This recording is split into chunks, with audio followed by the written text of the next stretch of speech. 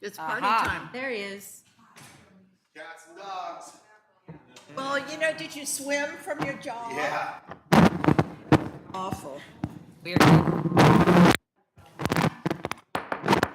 Please starting, sir. Good evening, everyone. I'd like to welcome you to the Milton Planning Commission meeting for Wednesday, March 11th, 2026. Would you please join us in the flag salute? And Commissioner Zorro, would you lead us? Thank you. I pledge allegiance to the flag of the United States of America and to the republic for which it stands, one nation, under God, indivisible, with liberty and justice for all.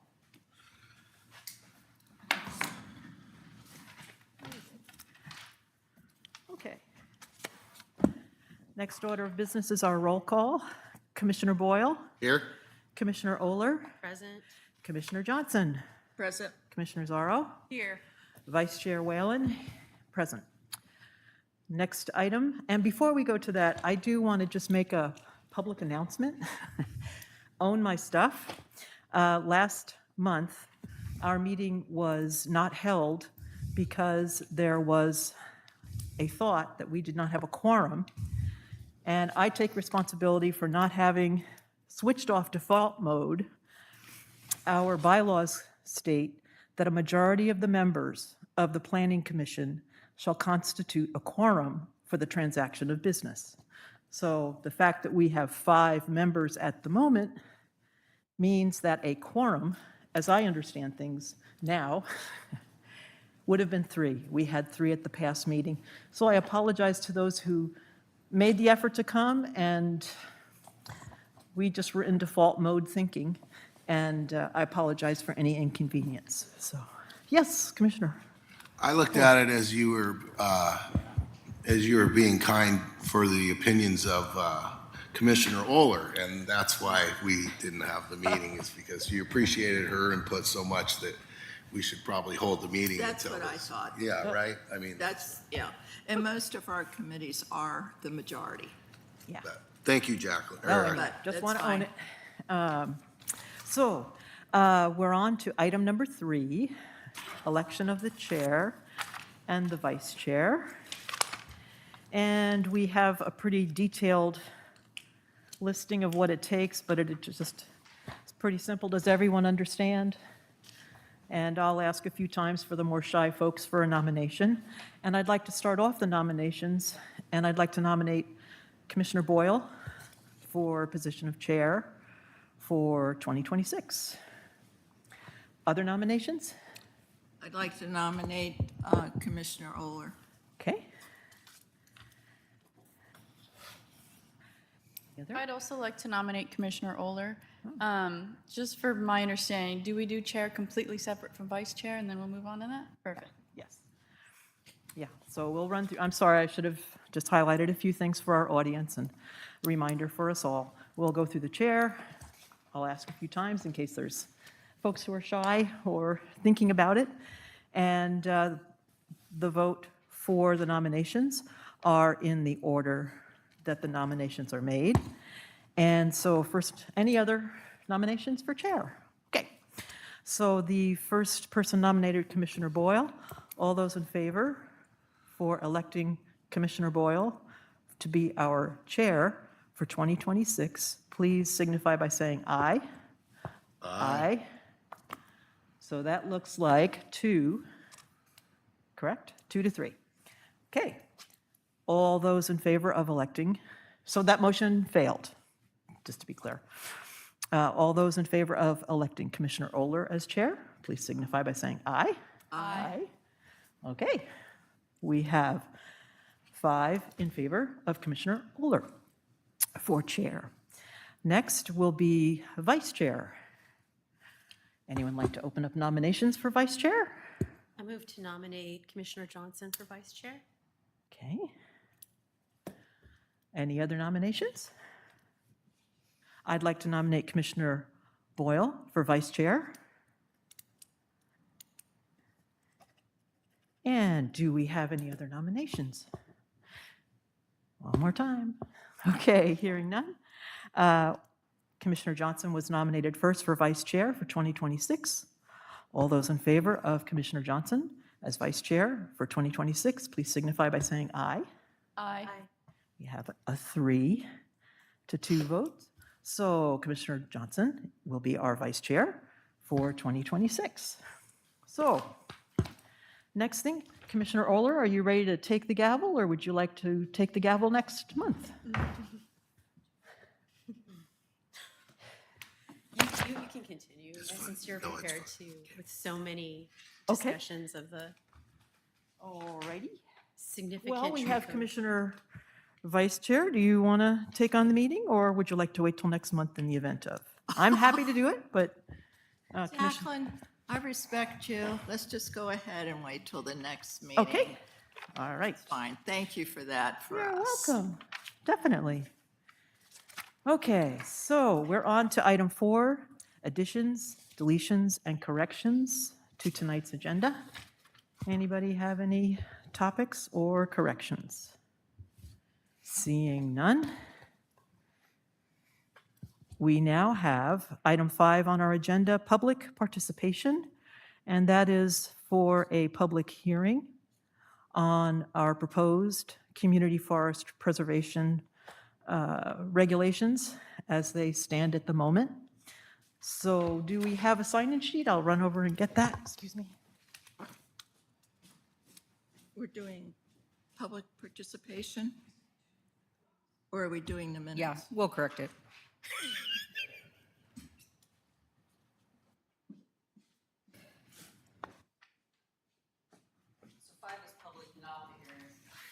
Thank you.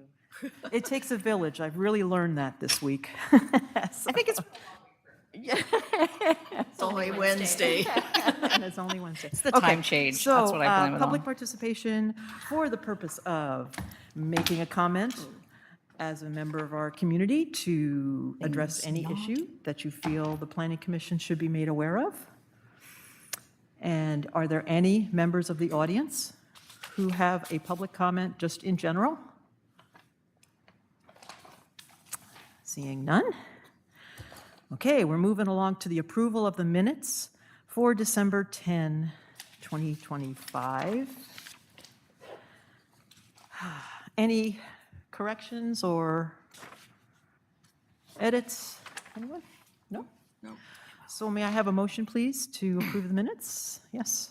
Move to approve the minutes as amended October 7th, 2026, which passed 4-0.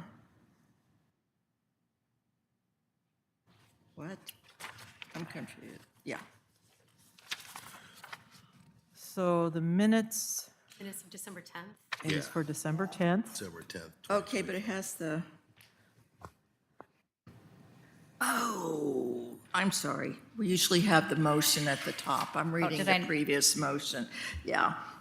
I move the December 10th, 25. Usually at the top, it says what the motion is. Second. Last week's Okay, so we have a motion. motion made by Commissioner Johnson.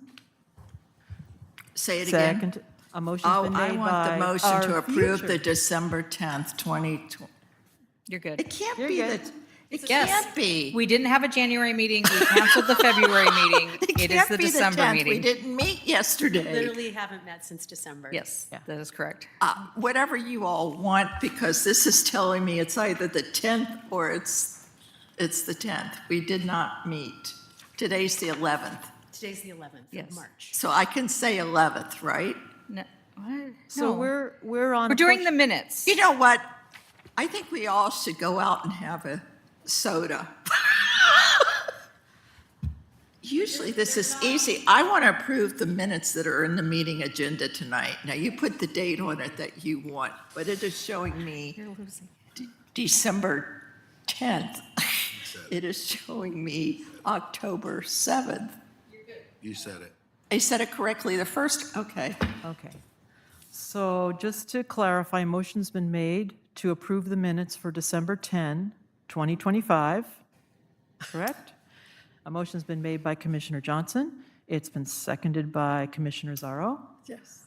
Any comments? Seeing none. We need All those in coffee. favor, please indicate by saying aye. Aye.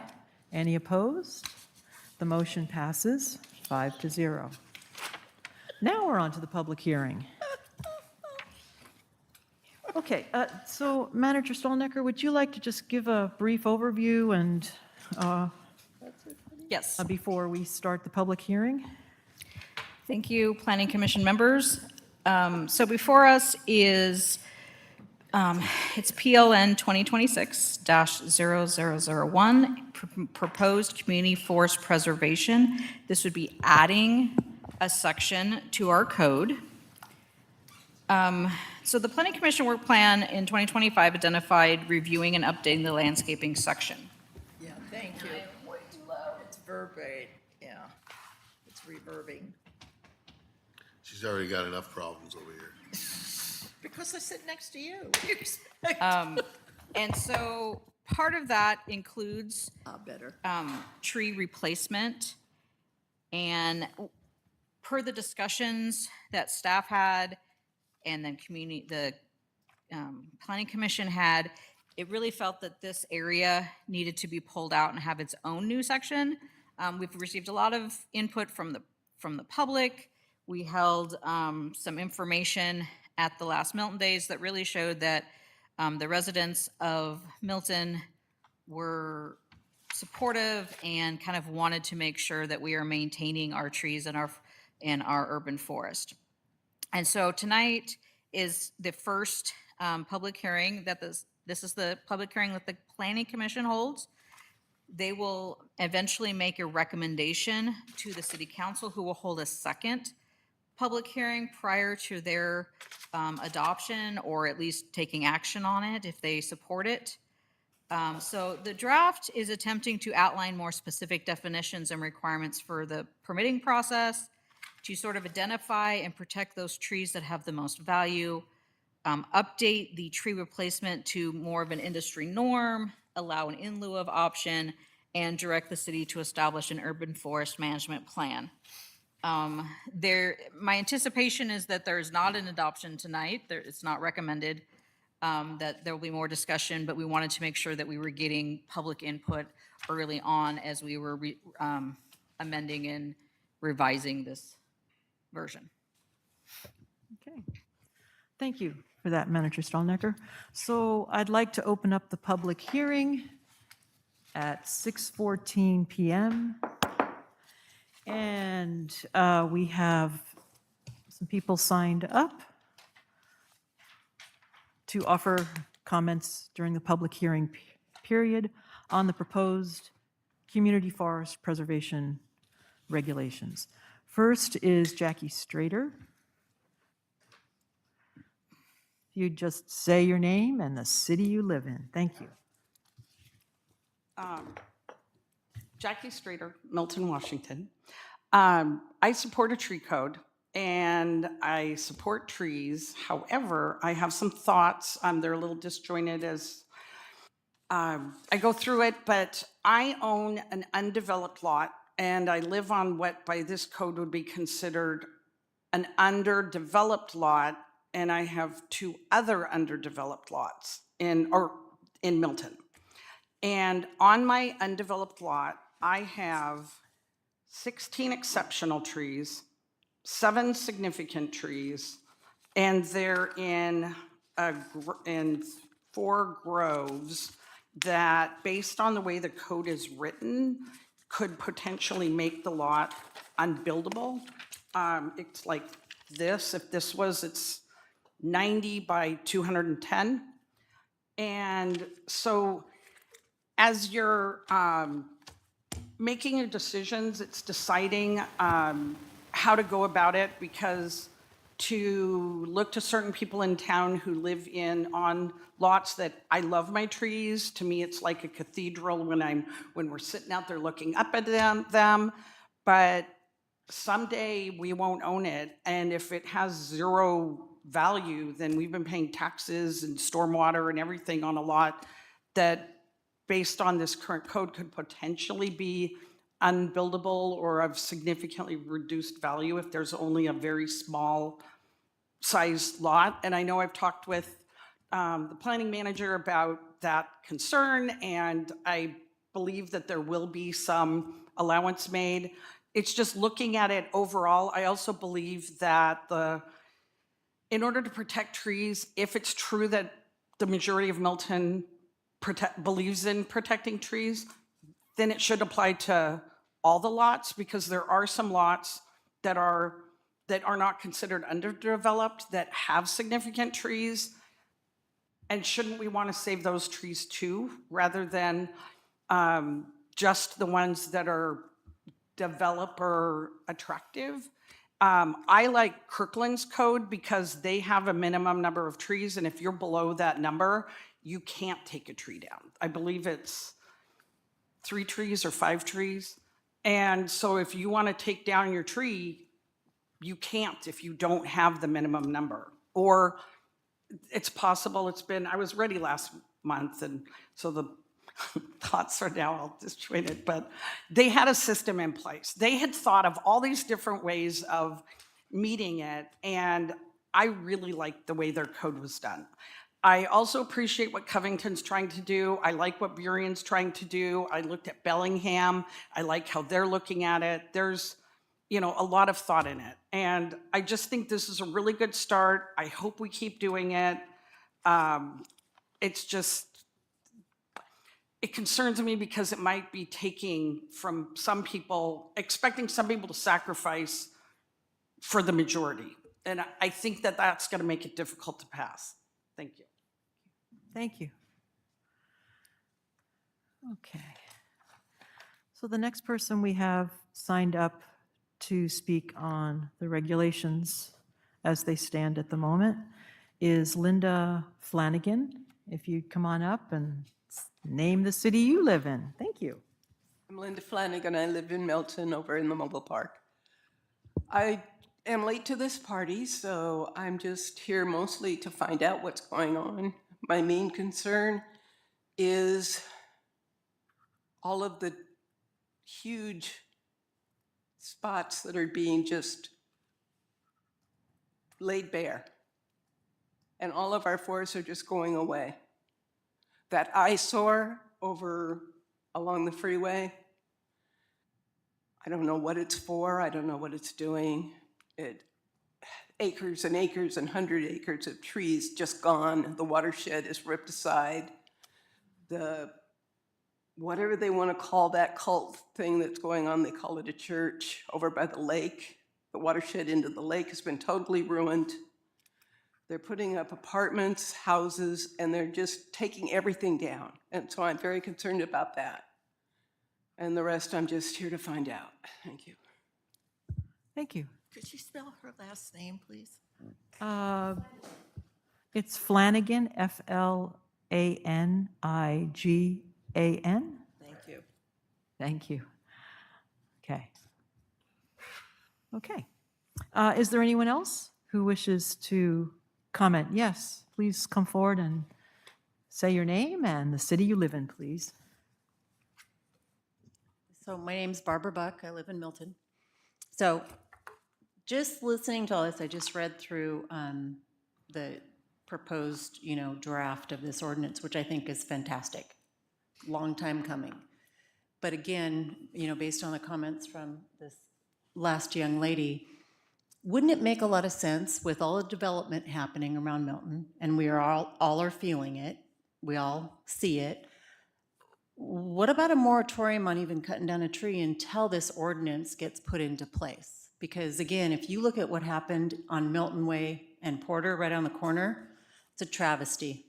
I have videos of old growth trees, huge trees, falling to the ground. And if you've been in this city long enough, that lot sat with beautiful trees on it for so many years, and then all of a sudden one day, gone, down to dirt. Awful. And I'm very much a fan of maintaining the topography here in Milton and having the trees, and I get that we also need to grow and develop as a city, but I don't think that we need to be a clear-cut side of the hill. When you're coming north on I-5, all you see is the sign of Milton and no trees. So, thank you. Thank you. Okay. Is there anyone else? Okay. Thank you for your comments. Thank you for making the time to come on out and join in the process. And so I will now close the hearing at 6:21 PM. Okay. So, Manager Stallnecker, would you like to start? Yeah, I'd Thank like you. to continue. That would, first, obviously appreciate the comments and letting people know that you're not too late to the party, because the whole point is we are really at the beginning of it, and that's part of why we wanted to have input from the residents and the public early. So, as I said, the draft we've been working on for a couple weeks, Planning Commissioner Whalen last month provided a copy of Burion's and suggested that it might be a good place for us to use as the template. I do agree that it is a really good, I have a really good setup. It covers a lot more than what we had originally started looking at. I don't have a strong, it doesn't hurt my feelings if the Planning Commission feels like we want to use that more as the starting base than trying to kind of adapt what we've already done. I did take this time the Burien code, since I had a little bit more time to look at it, and sort of, let's see, so this has, so the first section has our red line, and then looking at the Burien code, the other thing that, obviously, if you're feeling like you like that one better as a whole, I'm happy to take it, and we could kind of look through it and add if there's any concerns or things we want to change or develop. So I guess first I'd just like a feel of, yes, we want to discuss Burien's code, or no, we want to stick with what we're working on. Because if we want to discuss Burien's code, I would love to just kind of go through and each section with it and get a feel of what people are thinking. So it looks like there's a consensus to go through Burien. Okay, and just a quick thing, I'm going to confirm that all the commissioners got the email. Thank you, Manager Stallnecker, for forwarding it, and I'll pass these out to the audience. That is Burien's face forward to the public, simplifying their rules relative to their tree replacement program. So I'm just going to step away for a moment and be right back, and I'll leave the floor to Manager Stallnecker for the moment. So they have a user guide. That isn't standard for ours, so we can look through and see if that is something we feel like would need to be kept, or if it's sort of duplicates.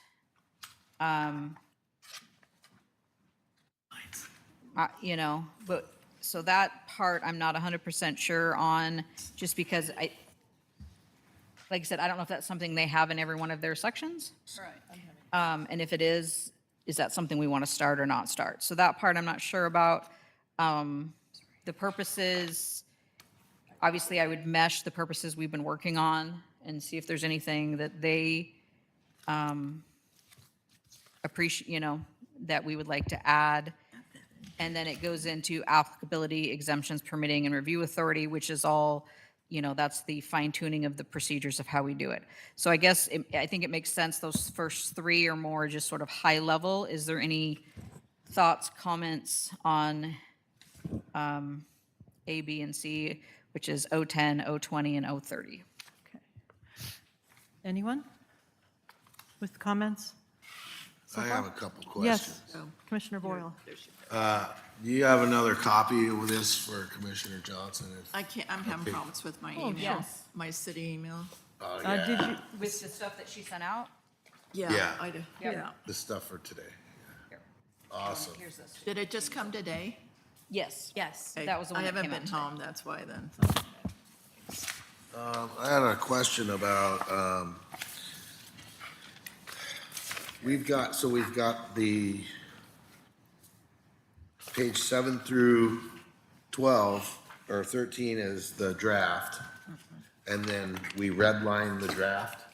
So what we're suggesting is maybe we toss that for the most part and start with 21 Okay, and sort of maybe mesh some of what we've talked about into 21, but instead of keep fixing what we've got. oh, 21, totally Burien code. Yes. totally start with Burion's code as our template and then decide as our, yeah, and then see if there's anything, obviously, you know, it'd be easy to go through and switch everything out to Milton, but kind of see what their requirements are and then decide if we want to amend from that, seems to be And the is on feeling. page 12, that minimum tree replacement ratio, is that already in our code? That's the thing. So, Burion's takes a different approach, which will, I'm happy to explain now, and then we'll get to it a little more in depth. Instead of having a strictly tree replacement ratio, what they do is they say, depending on the size of your property, you have to have so many credits. So I think it's 1 credit per like 1,000 square feet. So if you are an 8,000 square foot lot, you need 8 credits. And then it says, if you're retaining a very large tree, that might be worth 6 credits. Right, I read all that in Yeah. here, So we would sort of, we would. but I was wondering what's in our code right now. I never Oh, had yes. time to look. Our code is pretty close. It's a little bit different, but it's pretty close to what's on page 12. Okay, that's what I recalled from years back. While I got the floor here, I just had a couple things for people to keep in mind is that, keep in mind the rationality of enforcement. You know, people are gonna cut trees down on weekends and this and that and the other, and we're limited on resources for enforcement for anything around here. Not that that's an excuse. We still need to put it in the code, but I just see things like, preemptive meetings with the city or, you know, before development, so everybody's on the same page and understands the code and what trees can be cut down and what trees absolutely cannot be cut down. You get something like there on the corner, that was mentioned of Porter and Milton Way, you know, they could have kept a tree or two there, but, you know, did it slip through the cracks? You know, who knows? But I definitely think enforcement and education with developers is going to be key for keeping our trees. I mean, So with large development projects, they have to turn in what trees they're keeping, what trees, they have to do all that as part of the process. The challenge with that property is they were using part of it, their stormwater is going where most of the trees are being taken down. So that challenge with that, which this will hopefully tighten that so they won't have quite as much flexibility to do that as they did under the current code. I think the enforcement challenge will be more if we really want to do it for individual houses that are already developed. what's And so- ironic about that is trees are the best for storm drainage.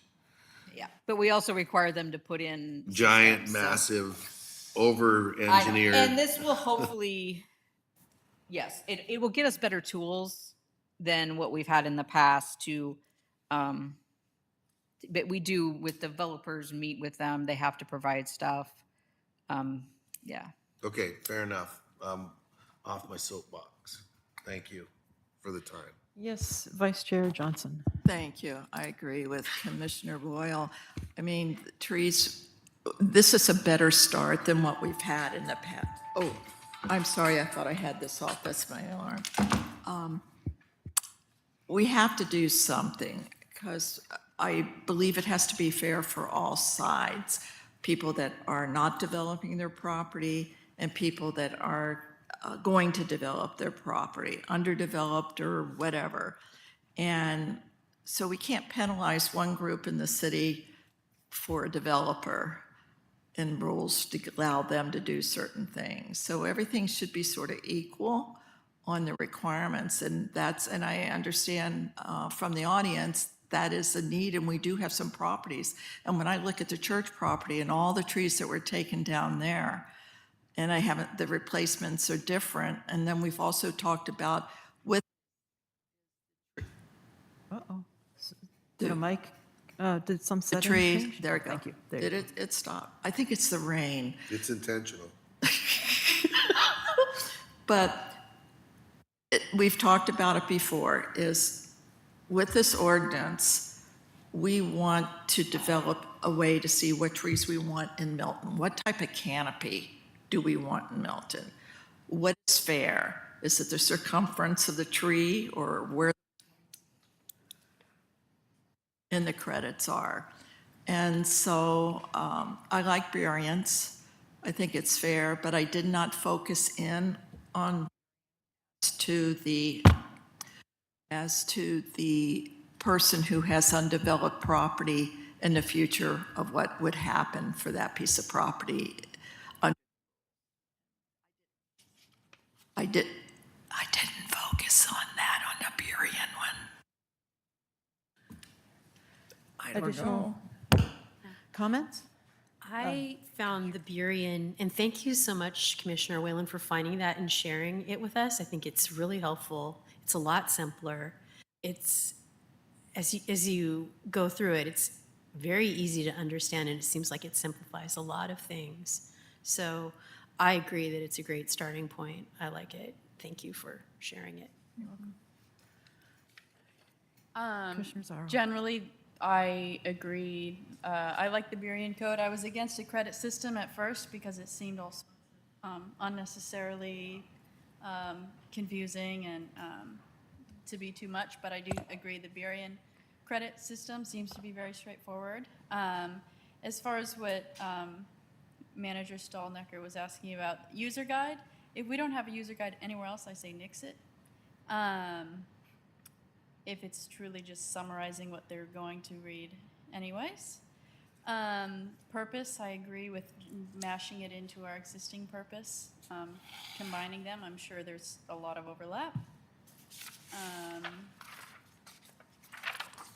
Yeah. And I will say, my intent is to take comments tonight, kind of try to embed it into this code so that next month we have a draft that is now our draft that we can then look at and adjust if we need to, so. Thank you. I'll add on just user guide. It's handy, but perhaps a useful place would be in that Citizen Forward web page that we provide.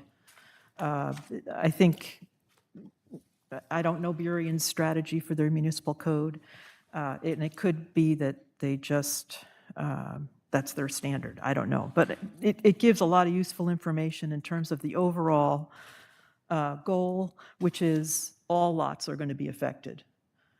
Undeveloped, so that's a vacant lot. Developed lots, tree removal as a result of development activity, tree removal because somebody's doing maintenance. It just seemed to be a broader approach. And as far as applicability, that what they have works for me. So, so now we're on to 19.26.040.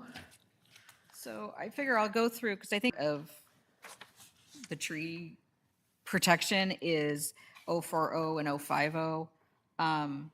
So 040 is the idea of what is an exceptional tree, which is idea that this is a tree that we want to protect at a higher rate. So it starts and it talks about, you know, that it's any tree for the most part, 30 inches or greater. It talks about that we are regulating it on all lots. So that is something that would be new. Right now, if it's an existing single-family or duplex property, we don't regulate if people cut down their trees no matter the size. So that would be something new that the city would do, is if you have a large tree on your private property, or if you don't have enough credits and you want to cut them down, they would need to get a permit and different things. So that would be something that we'd have to do a real good job of education. I will say that 10 years ago, I hardly ever got anyone calling and asking if they needed a tree permit. We weekly get calls from people. So people sort of are on that assumption that they probably need a tree permit. So I think the education will go easier, and I think people will not be surprised, but it will be an education step if we decide to move that way. And so it talks about, you know, the size of that, and then it does have a table because there are certain trees that either could be an exceptional tree at a smaller threshold. And then, yeah, so it depends, it kind of says there's some trees that might be different, and so we want to recognize that. And again, we can take theirs, I can look and compare it with, there are some great standards from Seattle, King County, Pierce County, Tacoma, who have done more work on this because they have bigger staffs, and see what their thinking is. It also this also mentions in this that there's certain trees that they just don't consider, no matter the size, a red alder, an ash, black cottonwood, biddle cherry are just never going to be exceptional because of the type of tree they are. Like they're bad. They're, well, yeah. I mean, they're basically saying they're not, yeah, you can cut them down. They have their place, but But yes. they're a weed. So that would be the idea is, we would review that. And then with that, if you look on page 26 is where it starts talking about credits. And so the first table talks about, so again, it would be our, we'd have to look at our zones, but we have our basic residential zones. It has basically 1 tree credit per 1,000 square feet of development. So again, if you're making 8,000 square foot lots, it would be 8 tree credits. And then if you look on page 27, it tells you how you get those credits. So if you're keeping a 6 to, if you're planting or keeping a 6 to 10 inch, see if I read this rightly, yeah, tree, you're going to get a credit for that. If you're, so if you are keeping a 30 inch or greater exceptional tree, you get 9 credits for that. So if you have an 8,000 foot lot, you have 1 exceptional tree, you keep it, you've met your criteria. We're not requiring you to plant any additional trees on this level. The flip side, and this is where it does give some equitability that we don't have right now. So right now, if you have a lot that has 10 trees and you need to cut down 8 of them, you're replacing 8 times however many that replacement tree is. If you have a lot that has 0 trees, we're not requiring you to do any tree replacement or any tree planting other than maybe some front, street trees or something. In our current code. So what this would say is, okay, there's 0 trees on this lot, you at least have to get 8 credits. So it's having people plant trees on vacant lots, but not penalizing people as much on lots that have trees. And hopefully that will balance that out a little better. So that's sort of the heart of the whole idea of that. So I'm going to stop there. And again, this gets you a better idea of how that tree credit works and how we're feeling on that. Okay. So just to be clear, you just highlighted some key points on 19.26040 and .050, correct? Just those 2 Correct. sections. Okay. So going around on those 2 sections, and again, this is just big picture concepts, what makes sense, concerns. Anyone have any? Yes, Chairman. It was brought up Olga. earlier about the lots that have not been developed and like a fear that that would be over-regulation on those lots. I'm reading, this is .040 exceptional trees. C, lot undergoing development. 3, exceptional trees may be removed if retention limits constructible building coverage less than 85% of the maximum building coverage. Is that something that we feel adequately protects those homeowners who have those kinds of lots? Okay. Thank you for that question. And so maybe highlight that question about the mechanics, and do you have any comments, Manager Stolnecker, on? Yeah, so I think the idea is if in most cases, we're going to say we're going to prioritize keeping that exceptional tree.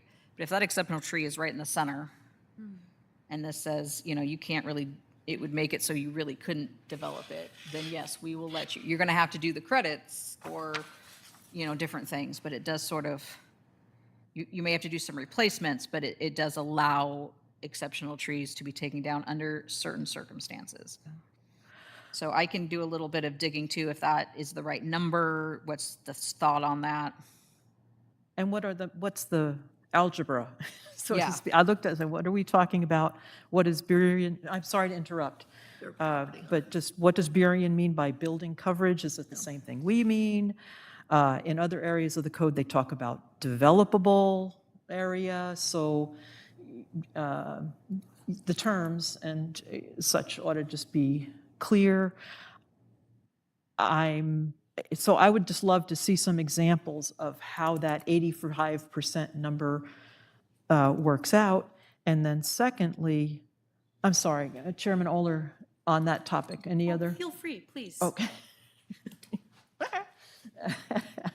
But right beneath that, Roman numerals IV 4 under, talking about, whoops, it's blanking, lot undergoing development, and it's talking about departures may be granted in order to prevent removal or potential damage to an exceptional tree. And they do highlight a few. So that's something else for us to really think about is in terms of staff, that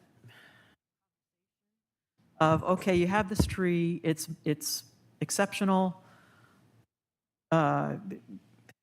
Maybe there's some ways we can adjust our zoning code. And I'm really worried about doing this kind of business, but perhaps a conversation with Burion's forester to say, does this get used a lot? I've read material that says builders don't necessarily go on board with incentives or exceptions type of things. And so there's just a lot of caveats. So I think that'll take a lot of looking into to just see, is that the way that we want to go? Do we want to wait a year to see what would be reasonable negotiation? I mean, it may mean instead of taking out a tree, maybe the rules for where the driveway goes are different, or And that's, if you look under next month, is it talks about having some incentives, so, or at least some options. So like maybe the exceptional tree is in the backyard, and it says, okay, if you're willing to keep it, we're willing to give you, instead of a 20-foot front yard setback, we can go up to a 10-foot setback just to protect that tree. So it gives us, or like there's some parking things, or there's some incentives to say we will compensate in one area if you keep, if you know, if just shifting it a little bit would keep that tree, then staff and the city is willing to do that. So those are some things to look at to see if you're comfortable with those that would keep that tree. yes, Vice Chair Johnson. For me, I really want us to try to get this done this year and not put off because of what happened at Porter and Milton Way. We know we have to make adjustments for growth, but that was and when I looked at the property on 23rd, I still think a stronger tree ordinance would have prevented and saved more trees. The other thing is, in this, and I haven't seen it yet, when I mentioned the last meeting, were those trees that are invasively known in Washington State. And so in the code, if we provide a link to what the current status is in Washington and say, our canopy in Milton adheres to the Washington State that these trees are not allowed. We all love the butterfly bush that grows into a tree, but it's invasive. So that's a choice we have to look at. And again, I mentioned earlier about what type of trees do we want. It has to do with that. And trying to adhere to our climate and things that don't invade and hurt other trees that we have that are in nature's wise here. So a prohibited tree list, or Yeah, these are or the link. yes. Suggest just going with the Washington State University Cooperative Extension's current list, because they keep it updated. Yeah, well, the Department of Revenue Resources has it also at the state, and so I think the code is the state has it as well, but as long as we have something. Know that that mic is having issues. Oh, it's me today, don't worry. Commissioner Boyle. We should move forward on this and stay on this. Absolutely. We've kicked this can down the road, at least since I've been on the commission, at least 3 or 4 times. So I'd like to see this extended out and some teeth to this, because I mean, It's just moving up the road. We've gone from we were talking about this development here. What do you think's gonna happen when the fire station goes in? Yeah. When the fire station goes in, how many trees are over there? Behind Cannon Electric. That thing's gonna be wiped out, I guarantee you. You got to do it before the permit. So we might be a little late on that, but it depends on the funding. Yeah. Keep voting for the fire department and they're gonna keep building buildings. Any other comments on 040, Commissioner Boyle, or 050? Okay, Commissioner Zarro? For example, if I have a single-family home on a lot that currently has 0 trees, are we saying, once this passes, every single-family home in Milton that has 0 trees better get out there and get to it? No. Okay. So what it does do is it says if you decide to build an ADU, or if you just, I think it's like 500 square feet, if you're going to add on to your home, then we would look at requiring you to also plant trees. So if you currently don't have any trees, there's nothing that would kick in. It would only be if you had, I think, an exceptional tree that we would have to, that might prevent you from cutting it down without going through a process. Okay, thank you. And if you wanna plant trees, you will not be penalized, And the correct? city is actually, It's just an on a invasive. totally side note tangent, we're hoping in the fall, the city itself is actually looking at maybe having some trees available for people who want to plant. So Nice. that's a side note. Yeah. Other comments? I'll just say briefly that one of the things I appreciate is the exceptional tree table with threshold diameters at standard height is just that acknowledgement that various species become a really sizable, valuable tree at less than 30 inches in many cases. And if the tree isn't on that list, then the number is, if the tree standing there is 30 inches diameter standard height, it's considered exceptional and the rules for exceptional trees apply. So that's the point of that table. It's not saying those are the only trees you can plant or whatever. And on 050, I'll just make the comment that I like the idea of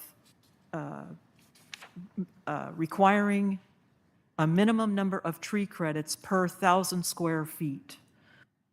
Because we have lots that are of great variety in size, it's very proportional. So if you're in a zone where the minimum lot size is 4,000 square feet, okay, there's a guideline for you. If you have a 10,000 square foot lot, there's a number for you. You've got 10,000 square feet times the one. So I think it's pretty straightforward and manageable. But yes, this is a lot of verbiage. I'm not saying this is the perfect thing. And there's a few things I'd add to the code overall, but I appreciate the interest to just say this might be a good interim, see how it works, and we'll keep a subcommittee going on this, whatever. So, and I also appreciate underneath that table that says required minimum tree credits. I like that there's examples in the code, so it's easy for someone who's plowing through all of this material. And I also appreciate that it's really specifying whether the lot that doesn't meet the minimum tree credits, what do they have to do to get into conformance? If trees are being cut, later on in the code, it talks about, well, we want you to keep some of them, and then you can do replacement for the others. So it seemed mechanically responsive to a variety of different circumstances. And I think that was it on 050 for me. So shall we go on to point 060, tree removal not associated with development? So yeah, so 060 and 070 deal with tree removal. The first is with not associated with development. Looking at, so again, if it's already developed or it's completely vacant and they don't know what they want to do with it, it kind of works through what they are allowed to take down, what they're not. It talks about, that for significant trees, depending on your size of your lot, it kind of limits them. So again, it's preventing people from going in and clear cutting. It also talks about that you still have to meet the tree credits. So if it's a vacant lot, but you feel for some reason you need to remove a certain tree at a certain size, you would still then have to replace it or make sure you're still above the credits for that size property. And it has limit, once you've replaced trees, they have to stay there for so long. And they do have to come in and get a permit, so we're making sure that they meet all of those different issues. If they are saying that it is forest management plan, they have to have a forest management plan, that kind of thing. So that's that first section for just if you're not associated with development. So you have a permit. They have to show that a significant tree has a risk. Or it's on the prohibited, we don't need it, or it's dead or likely. So they have to have somebody who's, and again, this is requiring someone who is a professional to come in and demonstrate that, to provide us a report and a study that shows that. And they still have to, and then we would also look at those minimum credits. And then you gotta pay to have the guy take the tree down. And then you have to pay to have the guy take the You tree. got a permit, you've got an arborist, and you've got, I would assume a professional doing it, hopefully. and your time. Because you have a tree that's overgrown on your neighbors, you don't want it to fall. Looks like a Saturday job to me. I had a Hard to question. hide those stumps. Okay, so we're just going to Yeah. stay on 060 for the moment? Yeah, let's just do 060. Okay. Just because it's enough different. Okay. So Commissioner Boyle, do you want to get us started with any questions or for 060, tree removal, not associated with development? Nope, she just answered my questions on that. Okay. I'll fill in the gap there for a moment and just note that the table 19.26.060-1, significant tree removal allowances, no permit required. Again, there's something that's discussing, based on your lot size, how many trees can be removed per 12 months. I don't know how that works. Is it 12 months since the last one was done, or how that would be a question, again, for Burien to know how do you, And are we okay with them not having to do a permit? I mean, it seems like a really cheap permit might be a safer bet. okay? That's a significant tree, not an exceptional tree, Correct. or Oh, a a significant- heritage. Or a heritage tree, it's significant. Well, the You're significant right. tree is. Significant tree is different than an exceptional tree. Yeah, so we Yeah. go back to the Okay. table. Sorry. No, that's, Yeah, so no, it's a that'll be lot part to of it too. I'm either way on it, but I tend to feel that, I guess it's about the permit structure and how you base it. Because I know that in many cases, it's just, hey, we want you to come in, pay the $10. It's more expensive staff time-wise, but here we're chatting with you about what the rules are, just so you don't trip into a problem that you didn't anticipate because you didn't understand something. So I'm not opposed to it, but I think what Burien is just trying to say is, I took it as, here's this idea that if you're doing maintenance, or you've got a hazardous tree, or there's reasons why things would be exempted, but if you wanted more daylight, as long as this threshold of minimum tree credits stays, and everybody's abiding by that minimum tree credit per lot size, et cetera, I think it may address a comment that was made earlier, but that was heritage trees or exceptional trees. Anyway, I'm talking in circles, but I'll just point out the chart and say I think there's merit there, and if staff feels that a permit is advantageous, please just keep it inexpensive.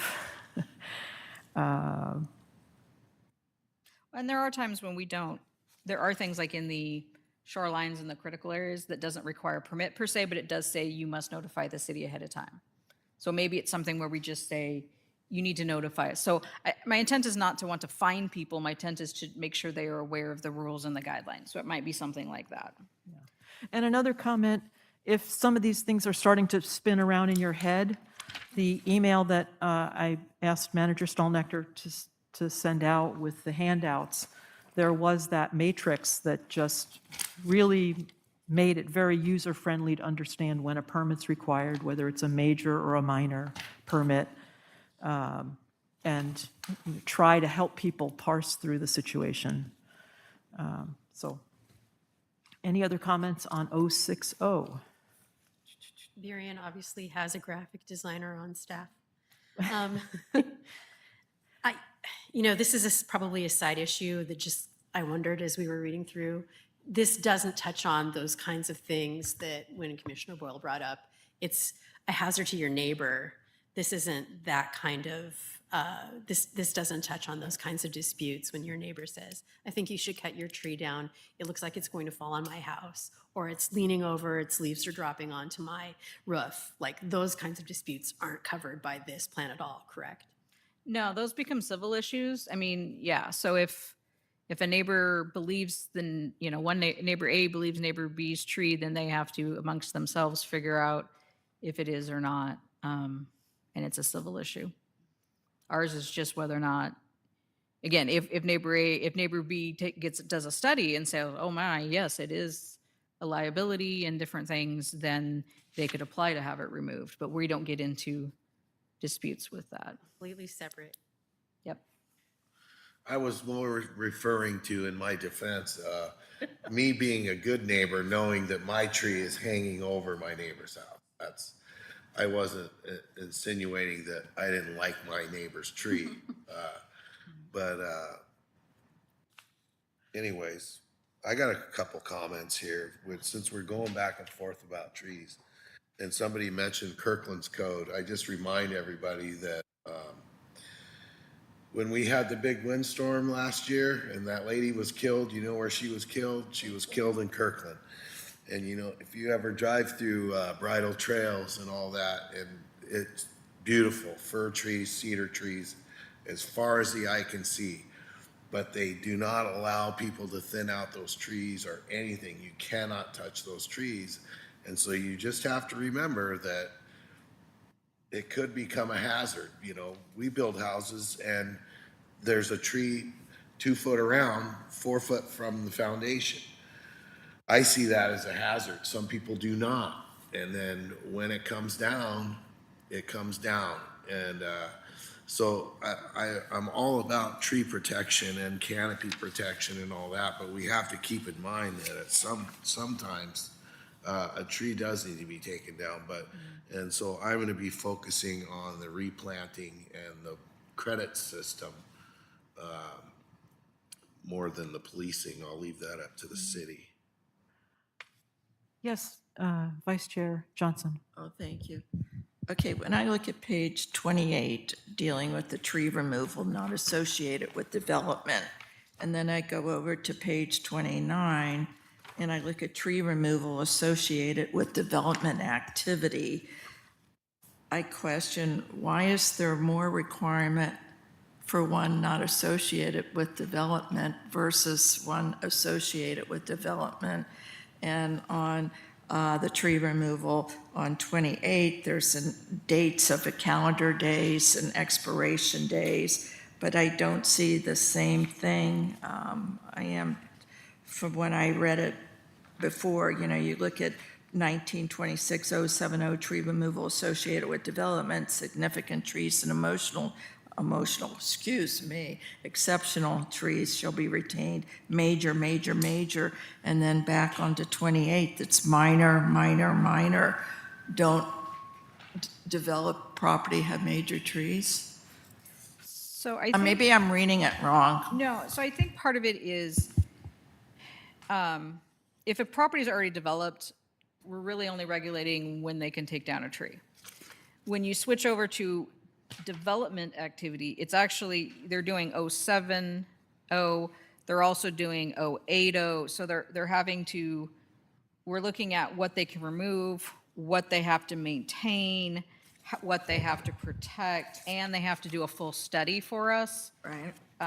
So I think it's the idea is that even though it's in some ways less dictated, it's because they're having to provide us a lot more documents, and you can say that in fewer words. How about for when the permits expire and the issue dates under the developed activity? I thought that would have been at about the same area, and I couldn't quite see that. 070B. 070B. 180 days. Okay, but over here, there's a permit application within 60 days. So I'm just looking for, what is the difference in some of the rules for a person who owns their property versus somebody having a property they are sold for development? So the associated with development means that they have also applied for The permit, permit. So they have come in and they are saying. already done that. They're doing a Alright. site plan. So as part of their site plan, they have to provide us a plan of what trees they're keeping, where's their storm. So it's a longer process for us to review. It may or may not need a hearing. So, so you're going through all that. And then once they get approved all that, they may have, they may not. Now, most of the time they do take the trees down right away, but they may not. They may be working on some other stuff first. Where if you're coming in on a property that has a house, you're coming in because you want to cut the tree down right away. Okay, I want to follow up on that. So we have the tree removal for not for development, but a person owns the property, they have all these trees, see minor tree. They may have major tree. I'm sorry. Let's take it one step back. Own property, say 2 acres. 1 acre is full grove, okay, has lots of trees. I'm not planning on developing it, all right? But I'm telling you that now, I go ahead and take down major trees that also show smaller trees. But in my mind, I know I'm going to sell it in a year. You see where I'm? So I think the minor and the major is the type of permit, not the type of tree. Does that help? Yes and no, because people aren't always honest.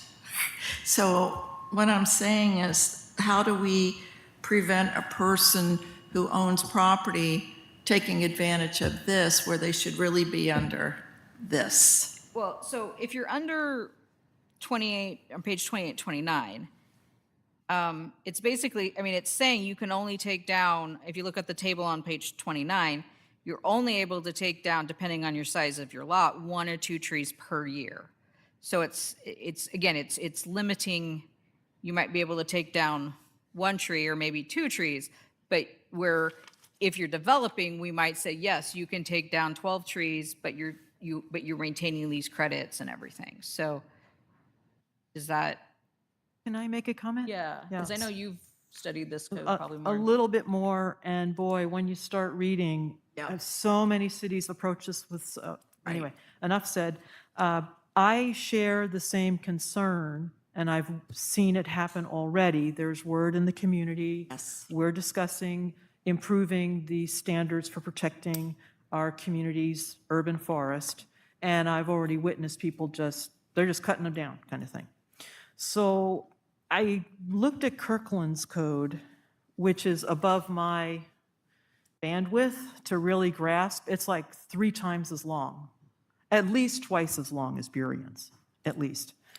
But they have something in their code, and the website for Kirkland also has a public face of some really helpful tools, calculating the diameter, but one of them is a questionnaire as to what kind of permit you need, and it asks the question, have you removed a tree in the last 12 months? Have you removed a tree in the last 24 months? So that's a look back.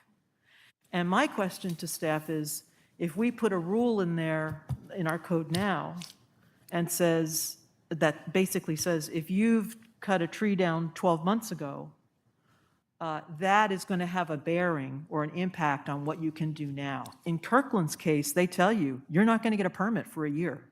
I was surprised a little bit. Kirkland's pretty strict. They've got very strong fines. Anyway. But that, I sense that's what you're saying, is somebody planning ahead, saying, well, gee, it says I can remove X amount of significant trees, so that's a tree that's under 30 inches in diameter, and it lets me do it, but it's limited to how many you can do per lot, per 12 months, so that, I think the goal is a sense of slowing down the deforestation, because unless we have a code in our zoning code that promotes building tree houses, it's hard to put a person where a tree is. And so it is a real seesaw and tussle. So Would it help next meeting to try to come up with some various examples? Yes. Yes. And then try to see if I can apply the code to it and see what that would mean in practical standpoints? Especially the things we fear most, the clear cut today. Undeveloped. Yeah, so, one that's just a normal lot with 3 trees, and then an underdeveloped, maybe I'll look at Mrs. Strader's tree, one lot, and see what it would do to her lot, and pull some and see what it would do, and that would give you a better feel of how this impact, all of us, including me, how this would impact. right. Thank you. That sounds very good. Yes, Commissioner How are Boyle. we treating the state mandated squeeze in of affordable housing and 3 ADUs on your property? And we're supposed to be encouraging people to build out, yet where some of these where some of these lots there, where that ADU's got to go, there's a tree right there. You know what I mean? And then maybe that's their only tree. So you're fighting the state mandated rules with your own tree code. So we've got this side going, yeah, let's build ADUs. And then you got this saying, no, you got a tree there. Would there be enough room left on the property to replant? You're talking about the challenge of my job. So the way the state says that we have to allow like 2 ADUs for a single house, but it also allows us, but it has to fit within, it basically says within the guidelines that we allow a current single family house. So, if someone puts in a ginormous single family house and they've taken up 40% of the lot and we limit structures to 40%, they can't put ADUs in because they've maxed out our limit on structures. The tree code would be the same. Now, most likely, we do have setbacks and stuff, so they could plant trees in those setbacks to make up for it. Yeah. And if anything, actually, and what we're saying with like this code is right now, again, we have ADUs being built right now, you can take down trees on an existing lot and there's no requirement for any replanting. This code would say, whether you take them down or not, you have to meet the point criteria. And so if you don't have any trees, you're going to plant trees. If you need to take down trees, you're definitely going to have to plant trees. So it actually kind of increases the trees if people are building ADUs, where right now they're not there. But if it's like there's nothing that says that the ADUs have to ignore the tree. If anything, it actually says the tree code could prevent an ADU. Right. I didn't want to use the word Trump, but the tree code would trump the ADU code. Supersedes. There you go. There you go. It's the priority. Commissioner Zarro, anything on 060 that got your attention? Not on this section, thank you. So on 060, there's one thing I wanted to make mention. and it is .060, and I'm reading the version that I asked to get sent out because I need the indents. I'm not as sophisticated a reader. But it's 060, and it is number 2, and it is number 3. And I'll just read the text. The following process shall be used for calculating the required minimum tree credits for a lot or lots that are being subdivided to determine tree retention and replacement. I'm sorry, which section are you in? Is it 060? 3?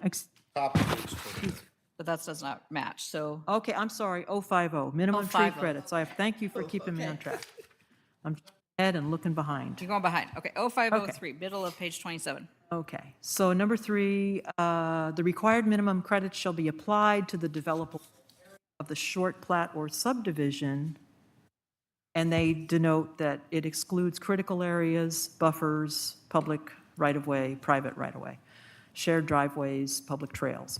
And then they give an example. So I just point that out, and thank you for helping me stay accurate with the .050 and the number 3 under that, that they're basically, in that example, explaining more clearly that you start out with a lot, and in their example, it says it needs to have 20 credits. It's a 20,000 square foot lot with 1 tree or 1 credit per, it gets to 20 credits to keep it simple. And then it talks about a short plat of 4 lots, and they're specifying 2 tree credits per newly created lot. Well, if you're creating 4 lots and you have to have 2 credits per lot for the trees, you've got extra trees that you've got to have credits for on that site. And they further explain that it could be a combination on other lots, but it sets a floor that when you're subdividing property, that was another concern for me, was someone comes in and says, well, my lot's 20,000 square feet. Or how are the rules going to play out when I make a subdivision or a short subdivision? So this code attempts to address that by designating a minimum number of credits per lot within the subdivision, and that the remaining that have to be accommodated can happen in a preservation tract or such. So just wanted to point that out of just the idea of there's a lot of detail that they've seemed to have worked through, and I hope that's going to be useful to give flexibility, but not say, well, I'm creating a subdivision and I'm going to put all the trees on one tract and then everybody else has no trees on the rest of the subdivision. They're trying to spread out the wealth, I guess. So that was 050. 060, the significant trees, which are the smaller ones. I think that was the main thing. Any other questions on 060? Thank you for letting me digress. I had one go back to 3, actually just above it. The fee in lieu of, does that even work? Does it even pencil out on anything? For any project, sidewalks, whatever, when people say, well, I'm just gonna pay the in lieu of fee, does that pencil out? Does it go into a fund? I know that with sidewalks, it's supposed to go into a fund and get used within 4 years or 6 years or whatever. Do they even work? I'm totally against them. I mean, it never seems like the money gets spent. It gets absolved in some other project somewhere for some, for some warehouse or something, you know what I mean? We don't see it. So for the sidewalks, we have been doing, we don't get a lot of in lieu of, but yes, there are places where, Comet Street off of Fifth Ave, it dead ends onto I-5. There's no other sidewalks around it. We have done in lieu of. And we are using those money to do the sidewalk projects we are now.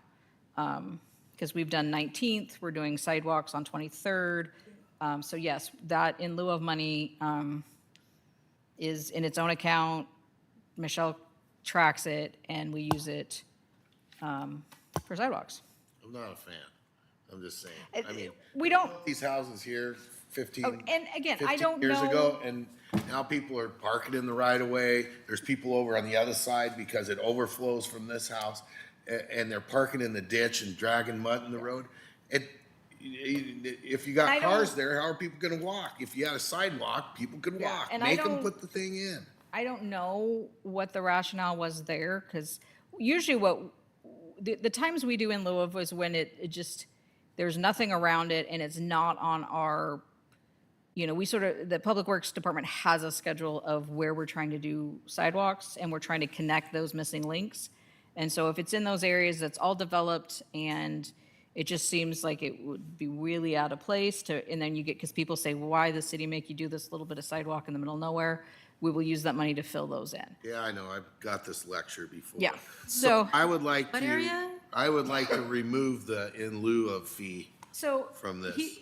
And again, I can see why you're frustrated that these, so they put all these houses in across the street, they didn't make them put in sidewalks. You're talking on 10th.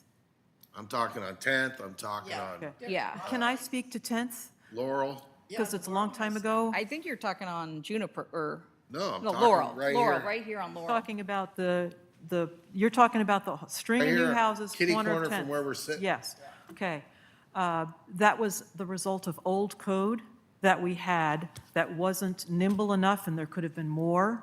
But that development precipitated our new frontage improvements that said, if you do such and such, you have to do curb gutter sidewalk. The issue, as I heard, and maybe it's a myth or a legend, is that what was done on 10th, catty-cornered behind us, where I'm pointing, was involved boundary line adjustments.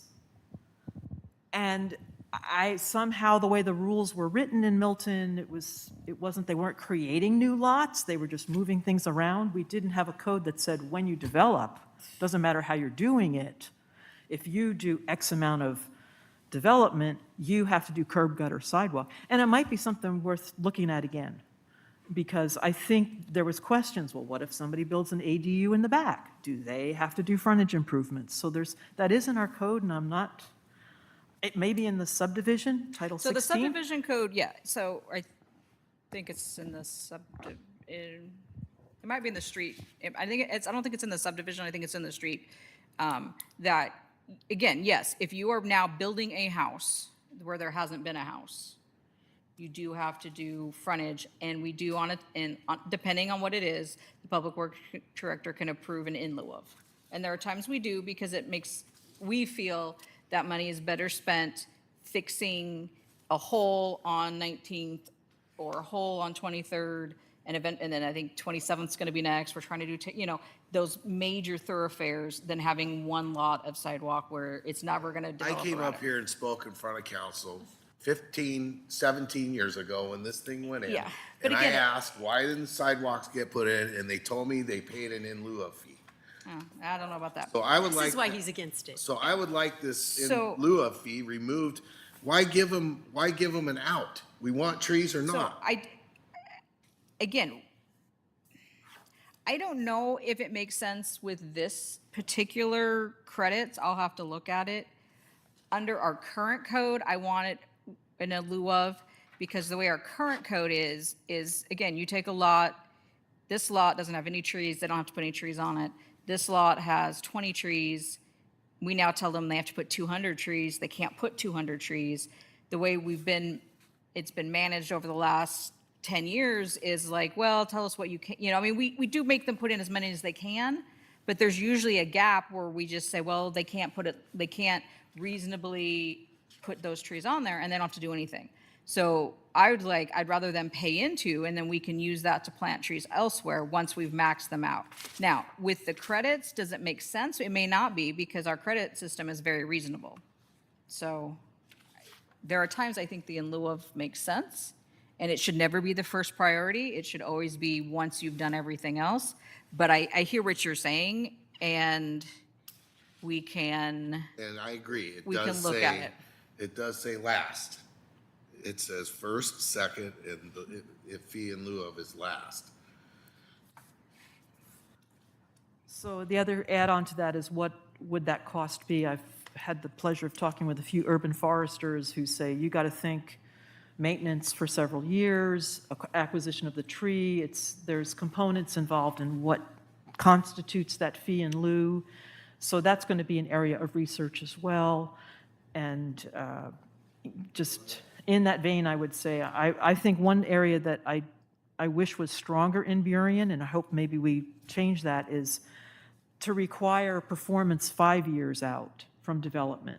Burien, in a few cases, it seems to me, says 2 years. So that, while it's in my brain, making that. But, so with the fee in lieu, it's the last way to remedy, instead of a developer saying, well, I'll pay the fine. That's just the cost of doing business. That makes it easier for me to move my equipment around. And like I said, I will say that my desire for in lieu of was based on the current system we have, feeling like we were losing something and I had no way of capturing it. I don't know with the credits if that actually becomes an issue, because the credits seem very reasonable to me. So I will look into that a little more, and maybe we don't need it. But as a commission, we don't determine what the in lieu of fee is. We don't determine what the permit fees for tree removal, we don't do any of that. No. but we could suggest, this is what it's made of. What do we think it's going to cost to acquire the tree? What is it going to be to maintain? Yeah, Because it could be based on these things. And like I said, so like for streets, we have our engineers every so often give us how much does it, and it isn't just it's like, what does it cost to design it? prune it. For us, it would, I'm just saying like for sidewalks, it would be, what does it take to design it? What would it take to put it in? And then we come up with a linear, so however many linear feet, you pay this much. Higher than the installation. You know, but trying to recover what that realistic is. So, anyway, but yes, but you can put, you could, if we do in lieu of, you could say it needs to include the cost of the tree, the installation of the tree, and 5 years maintenance. You know, you could put that in there. Can't put a price on love for a tree. All right. So that was 060, correct? We're on to 0.070. Kinda, right? That is right, 070, tree removal associated with development activity. So like I said, I think 070, 080, and 090, and 100, I believe, all sort of are tied together in the fact that someone comes in, they're wanting to put in townhouses, or they're wanting to put in a new store. They have to look at what trees are there, what they're going to keep, what do they want to remove. If they remove it, they have to replace it with? How do they protect the trees that are there so they don't destroy them while they're doing development? So those are all sort of blended, those are all steps that they do. Those with us, and again, I will say we're learning all the time, but they are supposed to do a preliminary plan with the land use. And then when they do their civil, there should be the final. I will say there's been a couple projects lately that they didn't do it. When they got to the civil stage, it was kind of like, oh, wait a minute, these civil things need to go here. We're going to have to take down more trees. So we are, from a staff perspective, trying to figure out how to find steps to prevent that from happening. And some of this will help with that, to make sure that they are doing a better job of thinking through that so that their people are talking within themselves. Comments on the portion of the code, 0.070, 0.080, 0.090, 0.100. The first three sections I mentioned were associated with development activity, and 100.100 was about replacement of trees. Yes, Vice Chair Johnson. I would like to ask staff if, for instance, thinking back, if we said this was our code, accepted it, and this is what we've had, would we have handled Porter and Milton Way differently and resolved that some of the old trees, they would have had to keep some of the old standard trees. I mean, because what I keep hearing is that we can take them down and you just replant other trees that are equivalent of the type. But it takes, I'd be dead before. I think it does. So with how do we feel how strong this is? I think the idea of categorizing the exceptional tree, we have, by having higher standards on that, I think that will help. Because it was sort of like, well, if you take down this many trees, you can replace it. And it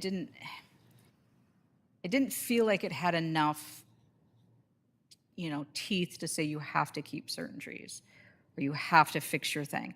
And then also didn't necessarily specify all the time what trees you could replace with.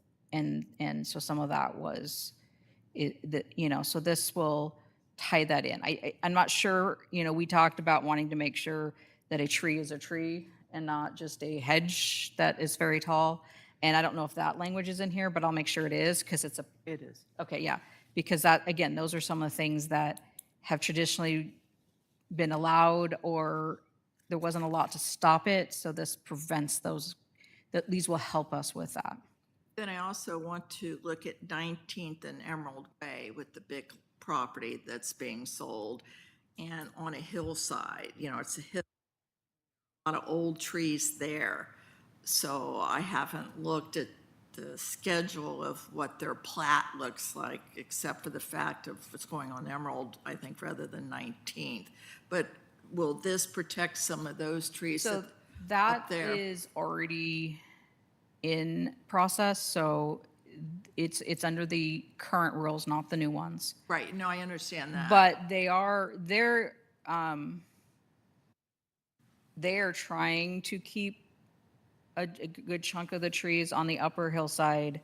Their stormwater is at the bottom because that's where we've gotten caught the last couple is all of a sudden Civil comes in and says, oh, we can't put that there and it wasn't, and things have to change. And so there's some things we're looking out for that have been used. And I don't think they were necessarily intentional. I think they were just maybe not certain parts talking as well to each other from a developer standpoint. So, but it would, again, looking at that in the future, like I said, they will end up having to plant a bunch of trees. They are actually one that I think will end up paying us in lieu of for some of the trees they take down, which will allow us to encourage planting other places that maybe don't have trees, provide people with trees. So, Yeah, we don't want any, we want the in lieu of instead of putting a sidewalk in the development right next to a park. okay, so the 19th and that one will have sidewalks. It's going to actually decide, it'll finish it and it'll finish it. So again, if the sidewalks are on a major street next to other sidewalks, we make them put in the sidewalks, yes. So it'll connect from the park, that one will connect from the park all the way up and all the way down. And I believe it connects to the sidewalk on Alder. Or Emerald, sorry. And we'll actually have, So if you're going north on 19th and then you hit that corner, it's going to go up to the right towards the water tower, or the back road to the water tower. yeah, so that corner property they're looking at, and it will, so in that case, they are putting in frontage, so they'll connect all the way around, and I believe there's sidewalks on Emerald at the other end of that whole square, so they will connect all that, and we will have that piece all checked. If we could get back on, because we're Trees. half Yes, hour we still to have one more go. topic. And our If you want to future, argue with me about frontage, you come argue with me. File a lawsuit against the city of You do Millville that. in lieu of fees not being used properly. One other question on this section before we go. If an arborist comes in, do they determine the age of the tree? Does that come into play of whether a heritage tree is maybe not going to make it based on the history of the age of the tree? Does that have anything to do with the in lieu of? Or, I'm sorry, I'm back on can I that. jump in on that and just say, it seems that there's something in the code that talks about a qualified professional doing a risk assessment. So just on your earlier example of, well, what about a tree that not a problem for me, but could be my neighbor. A risk assessment, I would think, would do whether is it dead, Plays is it into the dying? age of the is- tree as well. So. What's the Lifespan. characteristics? Lifespan. I think there's two different things going on here. One, their code has, get it in the right order, exceptional trees, which are 30 diameter or on that list. And then I think anything else that's on that list is considered Exceptional. exceptional. So significant, exceptional. They have like that, it says heritage. So I think that would be if, right now Milton doesn't have any heritage trees. So I think it would be like if Milton had a tree in a park or a tree somewhere that we felt this tree has historic significance to the city of Milton, then we could designate it, I think, as a heritage tree. But there's no actual like, and so I don't know if it even makes sense to have a heritage tree category. But it's not based on necessarily numbers. I think that one's based more on, at least that's, yeah, if there's a cultural feeling, yeah. like, in the park, it's gone, there's nothing we can do about it. There's a tree in the park that was specifically planted, To oak. yeah. And so that might be something worth Being a heritage tree. being a heritage tree that says, hey, Parks Department, you can't just go cut it down whenever you want because we have designated it a Right, heritage as tree. long as they're determining the age of the tree and its lifespan, the arborist. Yeah, that's- they're looking that's at all all I- of that. That's all I, I would think they're looking at Yeah. the health, the age, the size, if it's been damaged, does it have bugs, does it have ivy? They're looking at all that. gotcha. Next section. So would the council have to approve things for, say, this tree is the heritage tree, like when you look at the one out So here? as far as I know, is there any language in here on what determines a heritage tree? So that might be something we need to add. Yeah, we I need mean, to determine that too. You know, we talk about the history of Milton, how it's losing it every year. And so, like this tree here, the one up there, certain trees, somebody had called me a long time ago and said, can't you save the house as a historical heritage house on the lake? Because it used to be where everybody came and got food or something. And I came to the city and they said there was nothing we could do. So a couple of quick comments on just looking at other cities, landmark trees, heritage trees. It's sort of a section that's of its own.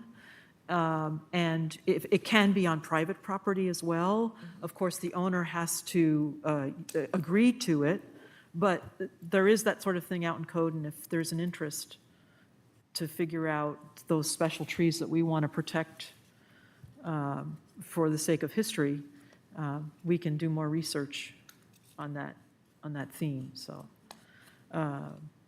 Any other questions, Commissioner Boyle? Okay. Commissioner Zarro, anything on 070, 080, 090, 100? Anything, Chair Oler? Nothing at this time. Okay. I like how you kept that open. Nothing at this time. So yeah, starting on page 35, I believe, yes. So 35 talks about maintenance, and then 36 is performance bond, inspections. It's a lot more procedures, how we do stop work. 37 and 38 talk about what fines those would be. So again,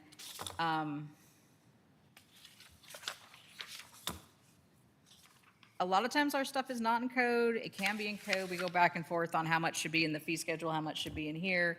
But those are something that we could look at is, how are we feeling about those codes? Do we really, depending on the tree, I guess I do come back to, it's one thing if a developer comes in and clear cuts something and you're like, okay, you should know better. But if, someone who's lived here for 40 years, they cut a tree, they didn't think about it, how do we, is it just a replacement? Do we want to find them on top of it? Where is that flexibility? So those are things I do think we need to kind of think about. But is there anything, I guess, in that last little section, again, it's more procedural, how, that they can do a performance bond. Sometimes it's not right to plant the tree until after. It also may be that, we want to make sure it's alive 3 years or 5 years from now. I Chairman notice Oler. here in the footnotes under the, it's for fines. It's the table 19.26, 1601 fines. And when you go to the bottom of the footnotes, footnote 1 says, trees protected through easements, tracks, or similar mechanisms such as grove easements, native growth protection easements, or native growth retention area. I didn't see anywhere in here the definition for native growth protection easement or native growth retention area. So I don't think we have anything specifically named that. We do, it That's a would, Like Hylebos. State thing. NGPE is a state. okay. But it could include for us, there are tracks that maybe they developed it and they said, we're going to keep this area. Like that green belt there, the Hylebos kind of behind Yeah. in that area. Yeah. Generally. So, and this is for things that are not within, if it's in a critical area, wetland, shoreline, those are whole different codes that protect all those. But yes, there could be places where, hey, we made this development and we decided to keep all our, a bunch of our trees, especially under here, we tried to keep a bunch of trees here and everyone, for our credits, well, then maybe that gets a designation of some sort. And if they cut, then it would. I'm just wondering.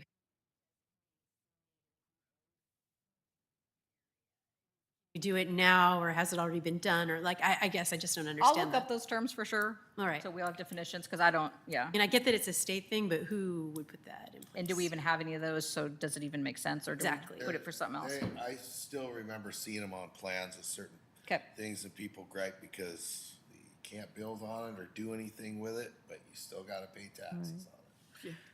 I'll just add, for those of you that may have looked at earlier editions of what I handed out with the indents of the Burien Code, where it had all the blue ink and the underline, the more recent email that went out this morning that was all black ink. But if you go to the Burien website and you look up this chapter, anything that's underlined in the email that Manager Stallnecker forwarded on my behalf, if you go to the Burien website and you hover over something that's underlined, a little dialog box appears with the definitions or a reference to another part of the code. So someone using the web, Oh, like the table number? yeah, all of that, Referring anything. another table?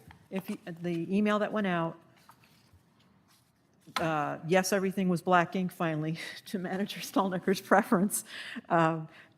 Understood, I deleted all of when I downloaded, I did not have their links in it. I but just- underlined words on the email that was sent out on my behalf, that's an indication of how Burien's municipal code is displayed on the web. You hover over something that's highlighted, and you get more information, so that might help with understanding. On the, Commissioner comments on the last few sections mentioned, 101, or excuse me, 110. What page are we on? 39, 37, 38, 39. Oh, okay, so I thought, okay.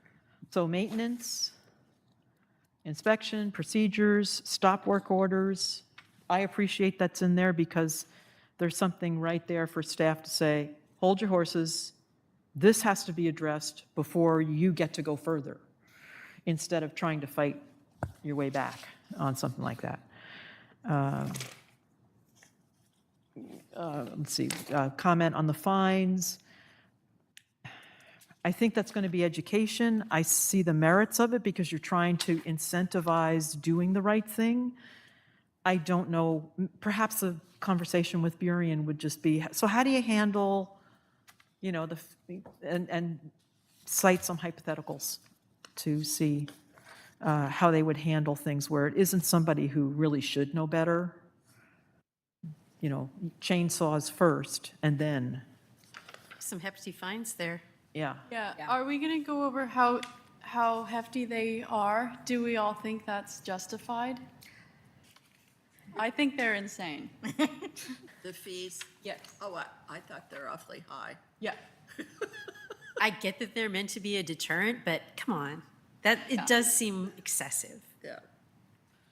Considering most of our other stuff is probably not nearly that high. So can we make that a footnote that says, can we get some justification? What, is this what the word is in the world of trees? Is this an outlier? But again, to try to make it something that's just not the cost of doing business.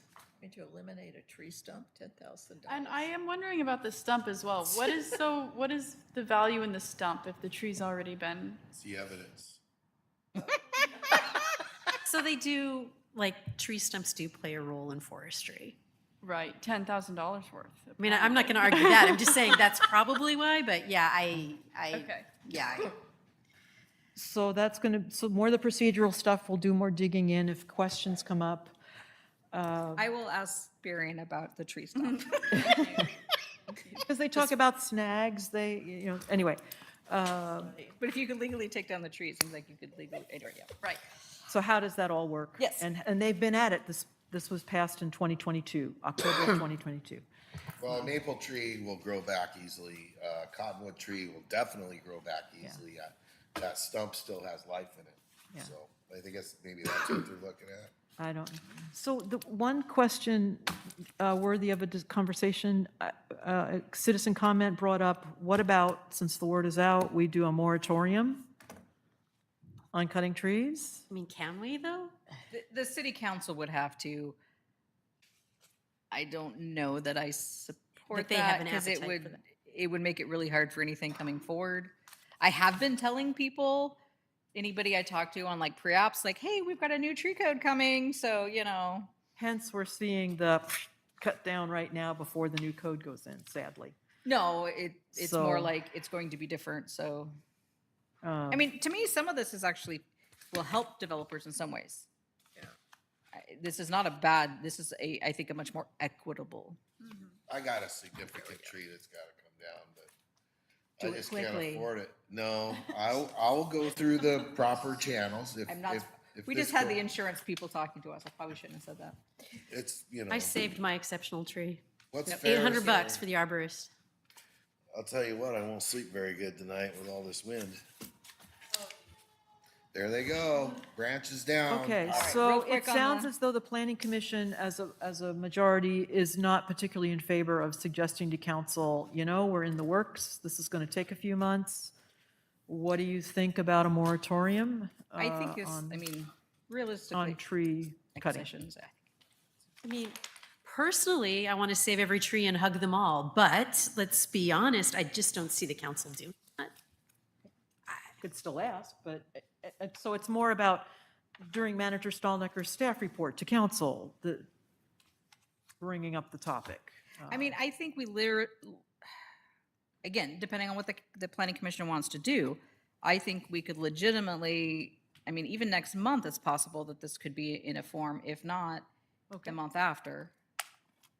And then it's to council, and then, so we're talking 2 to 3 months, we could probably have this. If we're comfortable with it. And again, it's a starting point. Nothing says you can't come back and, again, we still need to do the rest of the landscaping section, so. All right, And and design the and last thing parking. is, are there people of intense interest who would want to really brainstorm with Manager Stallnecker, going through chapter verse, from a word nerd perspective or a scenario perspective, beta testing things? Is there anybody besides me who would, Want to have a workshop time? a workshop time, or, yeah, it could be another meeting, or it could be, Formal meeting, and then we just like, We could do it as a workshop study session, so it still is we'd still depending on how many of us there are, right, we could still advertise it, but we wouldn't necessarily have to do it in this format. Right, I'd be open. you'd be open to it? Okay. And I know that for people who have their careers, to come in an extra time is a huge ask. So I was thinking it would be less than a quorum. It would be a subcommittee that would meet at Manager Stallnecker's meeting table, probably, and just kind of run through it with other questions and fine tune it and move it along as fast as possible. If that would be helpful for Manager Stallnecker. Manager Stolnecker's not opposed. Not opposed, okay. Yeah, I could send, I mean, do you want me to send out? If you could, Send out sort of a, hey, this was brought up, what is the interest? Again, if there's three of us right now, that would be a quorum. So, but we just, if it was, then if there was three people, then we would just advertise. But Monday, that'll change. And Monday, it still would, how did we have six? at any Anyway, rate, we'll worry about that. Anyway, I will send something out. Yes, we are. so dawdling. some My proposed brain is ideas, fried. whether it's in your office to just Or help sitting you here through, or or something. sitting here, public could be there or not, but to move this through as quickly as we can to help this get to council, because they're probably going to need a study session on it. And then, Yeah, yes, I have it for I think it's tentatively on the May study session. okay. So with the idea that we would, or maybe it's the April study session. I think it's tentatively on the April study session, if by any chance we are able to make a recommendation in April. So I have that placeholder. Okay. Well, at least you can bring your puppy in every other I can bring Friday. yeah. My For puppy your came and saw long me for day. dinner, but, all right. Okay, so Moving on. we have enough on this, and thank you so much for your attention to detail and for public's patience. And any final closing comments on that topic? Okay. So we're moving on to the next agenda item. So normally at the end of the year, first of the next year, we sort of make a work plan and I present to city council. That way they've approved it, since the planning commission is to, works to recommend and study stuff for them. So what I have before you is simply, everything on here I think is basically a carryover. New section for significant trees we're working on. We still need the rest of the landscaping, review parking. Though I think we're under the threshold for some of the state stuff I thought was coming, so we have a little bit of flexibility there, though I still think it'd be I think we all felt like it needed to be looked at and brought up to date. And then to bring back at some point the design standards. Short-term rentals was a carryover from last year. And then zoning updates and comprehensive plan amendment. I will let you know, we do have one private application for a comprehensive plan map amendment. So that is on the docket, if I'm saying that properly. So when we come summerish, that will be included and you'll get all the information on that. So that will include both the map change requests, and staff at this point is fairly supportive of the change. So, but there is one, and I will bring more information at that later. Where did the change request come from? So it's the property owner is requesting it. It's for some property down near Meridian and Taylor. Can I just interject a moment? It's site-specific, applicant-specific, quasi-judicial rules apply? So I thought it did for the zoning portion.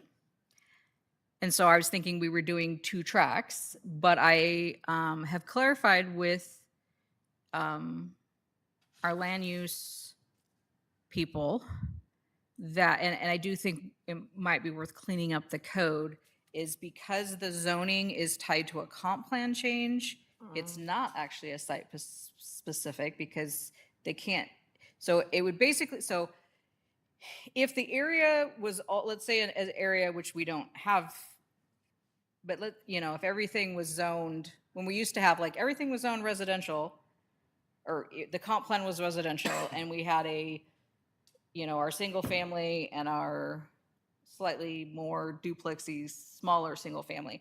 If you were going from one single family to this other single family, but you weren't changing the comp plan, then it would go to the hearing examiner as a site-specific rezone, and it doesn't come here at all. My understanding is that because you are changing the comp plan and the zoning has to match, that it actually isn't a site-specific and it will come through planning. That was new to me, because I've been telling everybody the opposite, and I had not this project, but I had a different project that may or may not next year request it. She goes, I don't think that's the right way. And I said, well, I will follow up. And so I was confirmed that, yes, we can do it. It will be all one package, which makes more sense. And then I will adjust the code just to make it clear. So, yeah. Okay. So this is what I have. I don't know, again, this is a lot for this year, but I don't know if anyone has any thoughts, if we're taking anything off, adding anything. I will be quiet now. Yes, Vice Chair Johnson. I do see we'll have a lot busy. So we're going to do, they're in order of importance, I'm assuming. Not necessarily. Oh, because I think, finishing these significant trees and the landscaping, but the parking issue on easements and different things, I think that is one thing we really need to do following the trees and the landscaping, because it's a major issue, our park, unless those the off-street parking in our city. So I hope that stays at number 3, and that the way the list is here. My suggestion. I mean, I don't have any additions. It might be useful to do anything that's easy, probably anything that's low-hanging fruit or things that we feel like we can knock out to group them like we did last time. So Commissioner Boyle? Oh, I was suggesting that we pay an in lieu of fee on the parking standards and move on to the establishment of regulations for short-term rentals. Okay. So moving, I don't think that's the consensus of the commission, or you? I agreed with what Commissioner. Okay, thank you. Commissioner Zorro? I have nothing to change with the lists. I agree. Knocking out the low-hanging fruit would be satisfying and get us off to a good start. Okay. For myself, I appreciate the periodic updates portion of the Planning Commission work plan. Presenting this to council fortifies budget requests and things planning going forward, and also gives us a sense of some of these projects. Our comp plan took, 4 years? I hope our shoreline master program doesn't go through that, but it gives you a heads up and an awareness of work to be done. And I would say that on that theme of what's upcoming is we're going to need specialist help when it comes to an urban forestry program and achieving those goals, so that it's not a periodic update, but it's sort of a long-range planning topic that maybe there's a new segment we could have on the work plan to say, thinking of the future. I'm okay. Short-term rental regulations, I'm not, I think with the sequence that's there is good, but that's council's decision. If you could speak in a few moments on the zoning update refinements as something that's different from the comprehensive plan amendments, which all have to go into a docket by the end of February, and then come the summer, we start working on it, if my recollection is correct. So last year, so you can only do one comprehensive plan update a year. So yeah, last year we did one, we'll do one this year. Probably, like I said, my hope is to late summer kind of work on that with the idea of getting that adopted early fall. Similar to last year, there may be some zoning updates that go with that. Or if there's little more corrections, I kind of leave it there for if there's some things that we discover that either the wording's just not right or something contradicts, or I have nothing specific at this time. Okay. I don't think, but there might be some small things that aren't necessarily huge policy changes, but more just corrections that need to be added or subtracted. So that's sort of kind of a placeholder for that. And I will say that I could, like I said, I could make another category down here. I don't anticipate much work of it happening this year, but we are applying for a grant. And if we get that grant, we will look at doing a sub-area plan. I think I mentioned it before, on basically the 99 strip to try to coordinate, what's going there, what's the vision, meet with the different property owners, coordinate with what Sound Transit's doing, what DOT wants to do.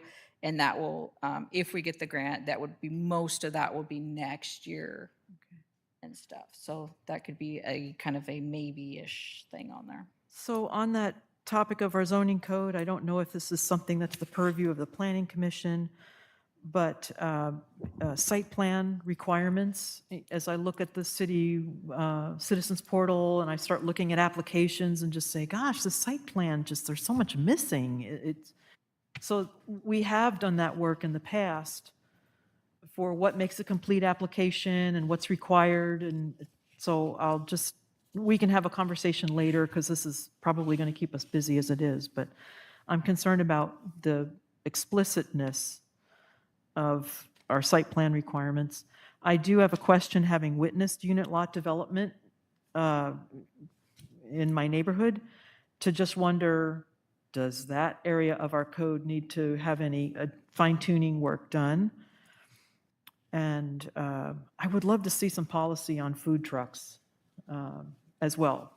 Again, that's sort of like just putting it out there for future work. I think what's in print is going to keep us busy. So this goes to council, and they determine priority and may add or delete items of concern. Okay, so that completes our regular agenda 8B. So we're on to staff reports, followed by commissioner reports. Are we going to recommend this to council? Would you like to do a motion? Go for it. Okay, Go for I it. move to recommend our 2026 work plan to the city council. Good catch. Good catch indeed. And, okay, motion's been made by Chair Oler, seconded by Vice Chair Johnson, to present the draft 2026 Planning Commission Work Plan to council as presented in our packet. Any further discussion? All right, thank you. All in favor signify by aye. Aye. Any opposed? Motion passes 5-0. Thank you for that. Now we're done with 8B. So staff reports. I'll just be real quick. Our permit tech, Jaden, has put in her notice. She'll be done at the end of the month. She is taking a new position with Renton Fire District, something to that effect, as sort of a next step up permit tech. So I'm happy for her.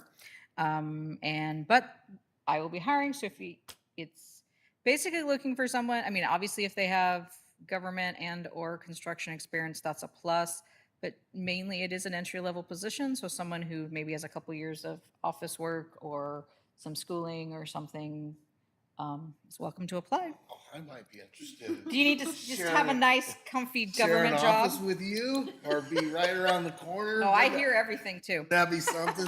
And then at the end of the month, I believe it's the last Monday of the month, is the fire department's neighborhood meeting for the new fire department that's going in.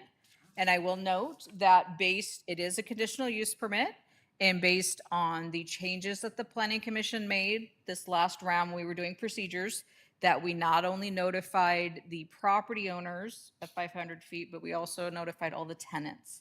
So like there's an apartment complex, they got individual notices. So realizing that something like that does have impact on the people who live near there, and they may have questions. And so that was based on the changes that the planning commission made. And that's March 30th, at what time and where? 5:30 in this room. Okay, wonderful. March 30th, Yeah. Monday, March Yes. 30th. yes. 5:30. Okay, here. That's it. All right, We'll all thank be you. dressed up. Any commissioner reports? Nada.